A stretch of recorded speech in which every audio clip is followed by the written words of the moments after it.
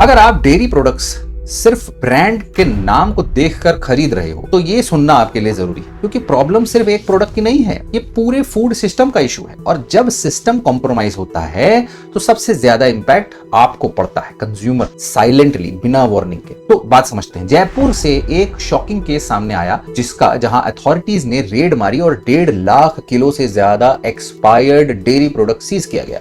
दूध, दही, छाछ, घी, वो सब चीजें जो रोजमर्रा में आप अपने घर में इस्तेमाल करते हैं। रिपोर्ट्स ये सजेस्ट करती हैं कि ये प्रोडक्ट्स एलिजिडली दोबारा मार्केट में भेजने की तैयारी हो रही थी, नई एक्सपायर्ड डेट्स के साथ। एक्सपायर्ड प्रोडक्ट्स आपको खिलाए जा रहे हैं। अब थोड़ा रुक के सोचिए, इसका मतलब क्या है कि एक प्रोडक्ट जो ऑलरेडी एक्सपायर हो चुका है, जिसमें माइक्रोबियल ग्रोथ स्टार्ट हो चुकी है, उसे दोबारा सेफ बनाकर नहीं बेचा जा रहा है, सिर्फ दिखाया जा रहा है, ठप्पा लगा के बेच दिया जा रहा है, सेम टू सेम। साइंटिफिकली समझे तो एक्सपायर्ड डेयरी प्रोडक्ट एक परफेक्ट ब्रीडिंग ग्राउंड होता है, जहां पर बैक्टीरिया के लिए परफेक्ट टेम्परेचर फ्लक्चुएशंस और स्टोरेज कंडीशंस के बेसिस पर हार्मफुल माइक्रोब्स रैपिडली मल्टीप्लाई करते हैं। और प्रोडक्ट कंज्यूम अगर आपने ऐसा कर लिया तो आपको इन्फेक्शन होने के सिम्टम्स देखने पड़ेंगे, वॉमिटिंग, डायरिया, एब्डोमिनल क्रैम्प्स। और ये सिर्फ सरफेस लेवल का रिएक्शन है, अंडरलाइंग इशू और भी ज्यादा सीरियस हो सकता है। सीरियस केसेस में डिहाइड्रेशन, हॉस्पिटलाइजेशन करना पड़ सकता है।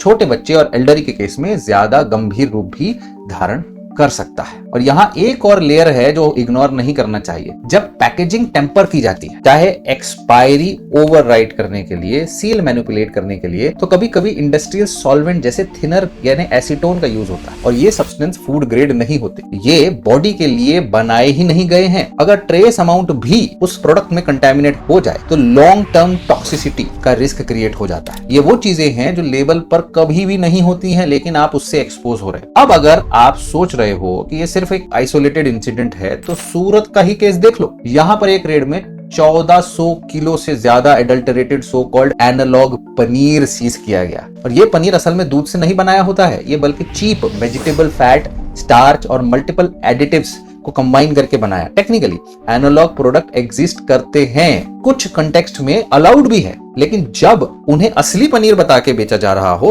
तब यहां पर डिसेप्शन है, तब गलत है। अब हेल्थ पर्सपेक्टिव से देखें तो डिफरेंस क्लियर है। असली पनीर एक हाई क्वालिटी प्रोटीन सोर्स है, जहां पर अमाइनो एसिड्स का प्रॉपर प्रोफाइल होता है, और एनालॉग पनीर में प्रोटीन सिग्निफिकेंटली कम होता है और फिलर ज्यादा होते हैं, फैट ज्यादा होते हैं। इसका मतलब आप जो कंज्यूम कर रहे हो उसका न्यूट्रिशनल वैल्यू आपकी एक्सपेक्टेशन से मैच ही नहीं हो रहा, गलत है, कम है, अनहेल्दी है। ऊपर से लो क्वालिटी फैट्स है, एडिक्टिव्स है, जो डाइजेशन पर एक्स्ट्रा लोड डालेंगे, वेट बढ़ाएंगे। और ऐसी चीज रेगुलर खाने से ब्लोटिंग, इंडाइजेशन, गट प्रॉब्लम्स, वजन बढ़ना, शुगर, बीपी, थायराइड सब हो सकता है। और अगर प्रोडक्ट हाइजीनिक कंट्रोल्स में प्रिपेयर्ड नहीं होता है तो कंटेमिनेशन का भी रिस्क है अलग से, इन्फेक्शन अलग से। और सबसे कंसर्निंग केस आंध्र प्रदेश के ईस्ट गोदावरी से आया, जहां पर सस्पेक्टेड मिल्क कंटेमिनेशन में कई लोगों की जान ही चली, जिसमें बच्चे भी शामिल थे। इनिशियल फाइंडिंग्स में एक industrial grade chemical ethylene glycol की मिलावट का सस्पिशन था। ये कंपाउंड नॉर्मल फूड खाने के लिए बना ही नहीं है, ये इंडस्ट्रियल फ्लूइड है, जैसे कि एंटी फ्रीज में होता है। जब ये बॉडी में एंटर करता है तो लिवर से मेटाबोलाइज करके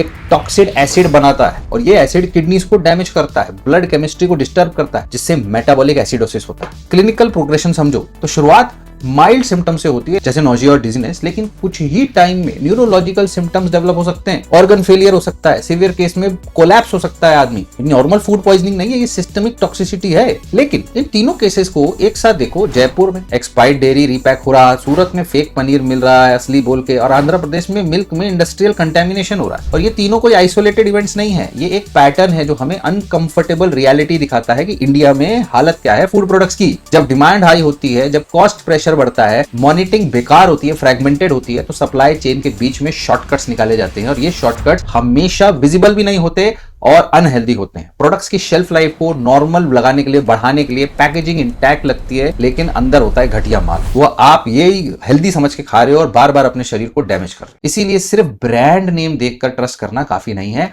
एक्सपायरी डेट को भी कैजुअली देख लेना इनफ नहीं है, उससे ज्यादा देखने की जरूरत है। कभी कभी ओवर प्रिंट तो नहीं है, स्क्रैच या मिसमैच, सबटाइटल तो नहीं है, और अगर मिल जाता है तो वो सिग्नल होता है कि प्रोडक्ट कॉम्प्रोमाइज्ड है। मार्केट में जो प्रोडक्ट अनयूजुअली चीप मिल रहा है, जिसका प्राइस अक्सर क्वालिटी कॉम्प्रोमाइज करके सस्ता बेचा जा रहा है, वो भी गलत हो जाए। पनीर का टेक्सचर अलग ही अननेचुरली लगे, रबरी जैसा लगे, एक्सेसिव क्रम्बी लगे, या मिल्क का स्मेल या टेस्ट ऑफ लगे, तो यूज करना इग्नोर करें। ये स्मॉल ऑब्जर्वेशंस है। देखिए, कायदे से बात तो गवर्नमेंट की है, एजेंसीज की है, FSSAI की है कि वो इन सब चीजों को रोके, मॉनिटर करे, पर जब तक वो नहीं काम कर रहे हम तो कुछ करें, समझे? ये अर्ली वार्निंग साइंस हम देखें। और जब डेयरी फूड की बात आती है तो लूज या अनवेरिफाइड सोर्सेस से लेना और ज्यादा रिस्क बढ़ा देता है। सप्लाई चेन इतना ट्रांसपेरेंट और ट्रेसेबल होना चाहिए कि अल्ट्रा सेफ आउटकम हो। कहां से लाएं? ये सब सुनने के बाद एक चीज क्लियर है, प्रॉब्लम किसी शहर या ब्रांड का नहीं, एक सिस्टमिक इशू है। सिस्टमिक प्रॉब्लम का इंपैक्ट सिस्टमिक होता है, आपके घर तक, आपके प्लेट, आपके हर इंसान पर होता है। इसीलिए जिम्मेदारी आपकी भी है आवाज उठाने की, तभी कोई एक्शन लिया जाएगा। इसीलिए ब्लाइंड ट्रस्ट करना छोड़ दीजिए और अवेयरनेस बढ़ाइए। अगर आप कंज्यूम करते हो तो उसके बारे में आवाज उठाना आपके लिए नेसेसिटी है। जब आप क्वेश्चन करते हो तभी